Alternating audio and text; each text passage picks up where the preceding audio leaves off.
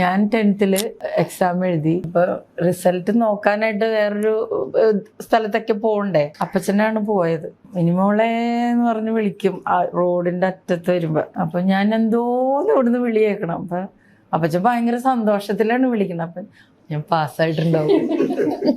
അപ്പച്ചൻ വന്ന് എന്നെ കെട്ടിപ്പിടിച്ച് ഉമ്മൊക്കെ തന്നിട്ട് അകത്ത് വന്നിട്ട് എന്നെ എന്നാ മോനൊരു ഗിഫ്റ്റ് ഉണ്ട് എന്ന് പറഞ്ഞ് തന്നു. നല്ല ഗോൾഡൻ കളറിലെ ചെയിനൊക്കെ ഇട്ട നല്ലൊരു വാച്ച് ഇത് തന്നിട്ട് പറഞ്ഞു കെട്ടാൻ പറഞ്ഞു. കെട്ടിയത് കാണിച്ചു കൊടുത്തു.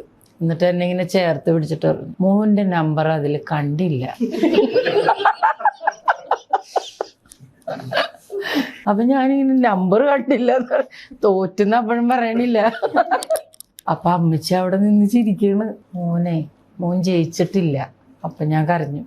രണ്ടാമത് പേപ്പർ എടുപ്പിച്ചു, റീവാലുവേഷൻ ചെയ്തു, ഞാൻ പാസ്സായി.